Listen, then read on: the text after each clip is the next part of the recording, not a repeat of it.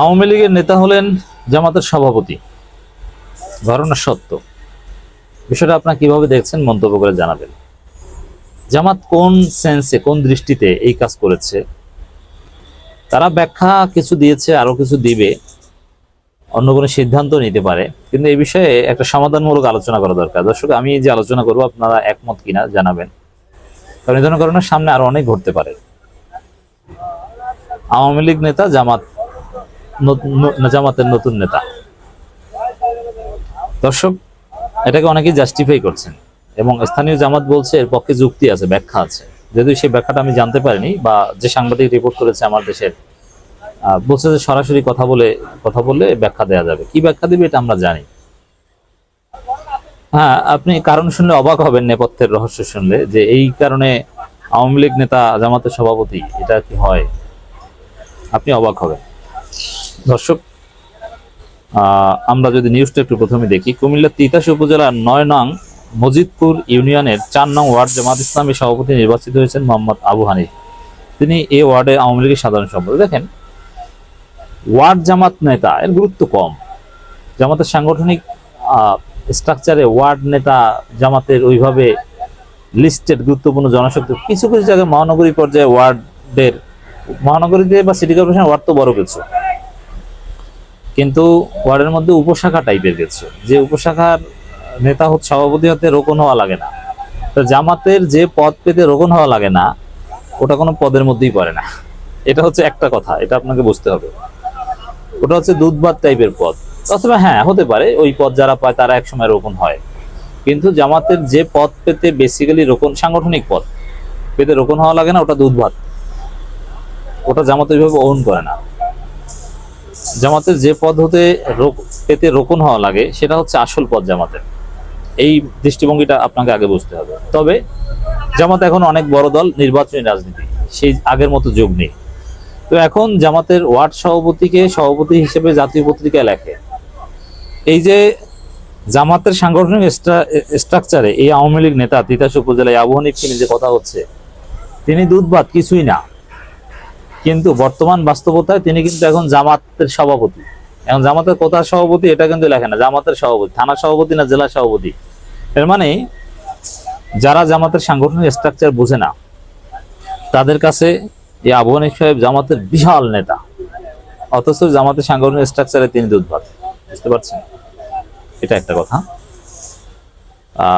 হ্যাঁ, ওয়ার্ড সভাপতি হয়েছেন, এটাই সত্য কথা, এতে কোনো সন্দেহ নেই।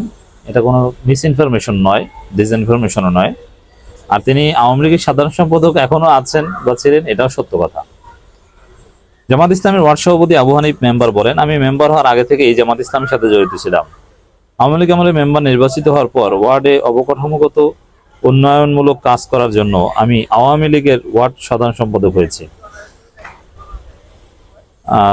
এখন আমি জামাত ইসলামের ওয়ার্ড সভাপতি নির্বাচিত হয়েছি। ওয়ার্ড সভাপতি নির্বাচিত হয় না, ওটা বানিয়ে দেওয়া হয়েছে। এছাড়া হানিফ মেম্বারকে আওয়ামী লীগ থেকে পদত্যাগ করেছেন কিনা জিজ্ঞেস করলে তিনি বলেন, না, পদত্যাগ করিনি, তবে করব। এটা খুবই দৃষ্টিকটু হলো না, যে তিনি পদত্যাগ করেননি, করবেন। পদত্যাগ করার আগেই জামাতের পোস্ট একটা নিয়ে নিয়েছেন, মানে এটা কি ফাজলামি নাকি? আর আওয়ামী লীগে যোগ দেওয়ার যে যুক্তি দিচ্ছেন, এটা কোনো যুক্তি যে আমি উন্নয়নমূলক কাজ করার জন্য আওয়ামী লীগের ওয়ার্ড সাধারণ সম্পাদক হয়েছে? এটা কোনো কথা না। এ বিষয়ে উপজেলা জামাত ইসলামীর আমির ইঞ্জিনিয়ার শামীম সরকার বিজ্ঞর নিকট জানতে চাইলে তিনি বলেন, তাকে কিভাবে ওয়ার্ড সভাপতি করা হয়েছে এ বিষয়ে ব্যাখ্যা আছে, তবে অল্প সময়ের ব্যাখ্যা দেওয়া যাবে না, সাক্ষাতে বলতে হবে। দর্শক, কি ব্যাখ্যা দেবেন? ওয়ার্ড সভাপতি ওটা এমনিতে করে দেওয়া হয়, যে এখানে একটা ইউনিট হোক, কিছু লোকজন একত্রিত হোক, এর আস্তে আস্তে রিপোর্ট টিপোর্ট রাখুক, এই কর্মী। বিষয়টা এরকম। তিনি আলাদা সন্তোষজনক কোনো গ্রহণযোগ্য ব্যাখ্যা দিতে পারবেন না, তবে কিছু থিওরিটিক্যাল দিক জামাতের কেউ কেউ এটা ডিফেন্ড করবেন। আমি প্রথমে বলতে চাই যে এর সাথে আমি মোটেও একমত নই। এটা ঠিক হয়নি। কেন ঠিক হয়নি? যে আপনি আওয়ামী লীগের পোস্টে ছিলেন, আর এলাকার মেম্বাররা ওয়ার্ড আওয়ামী লীগের সাধারণ সম্পাদক, এই পদ আপনি হোল্ড করেছেন এবং মেম্বার ছিলেন, এর মানে আওয়ামী লীগ অপকর্মের দায় আপনাকে নিতে হবে, বিভিন্ন জুলুম নির্যাতন চুরি দায় আপনাকে নিতে হবে। এবং যদি আওয়ামী লীগের এই পর্যায়ে এদের বিচার হয়, আবু হানিফ সাহেবের বিচার হতে হবে। এখানে নৈতিকভাবে আমি ছাড় দেওয়ার পক্ষে নই।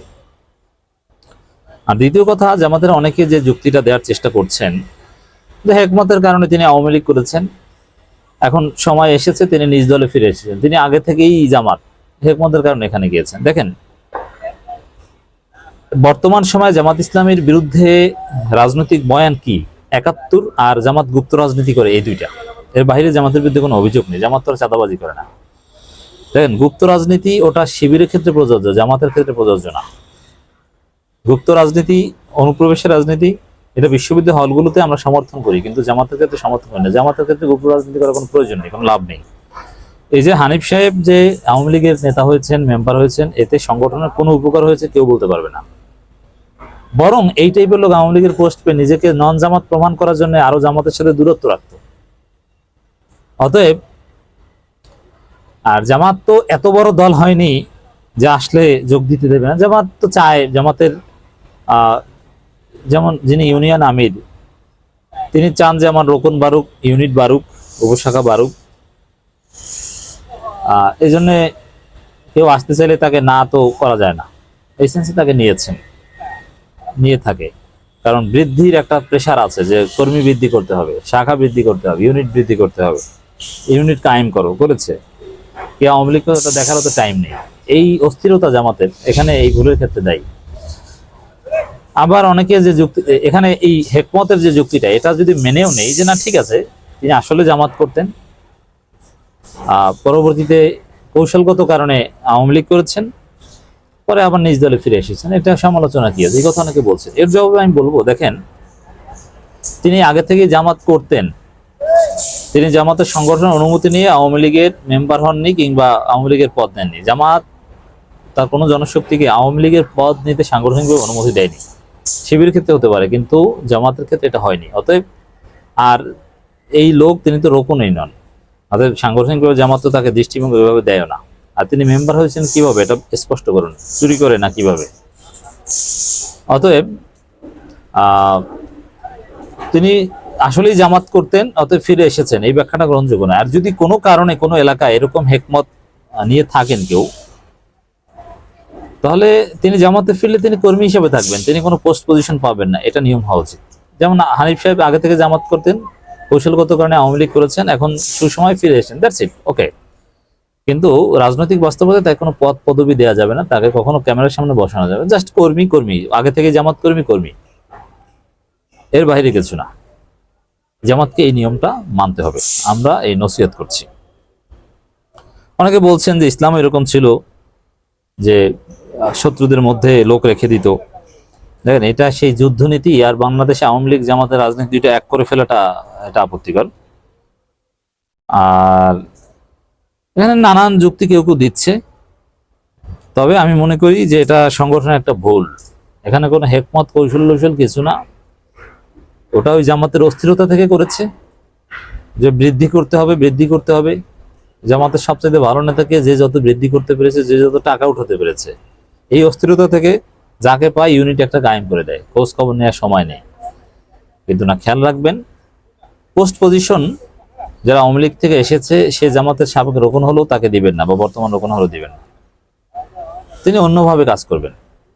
পোস্ট পজিশন পাবে তারাই যারা জামাত নামে জামাত করেছে এবং নির্যাতিত হয়েছে, আগেও ছিল, এখনো আছে।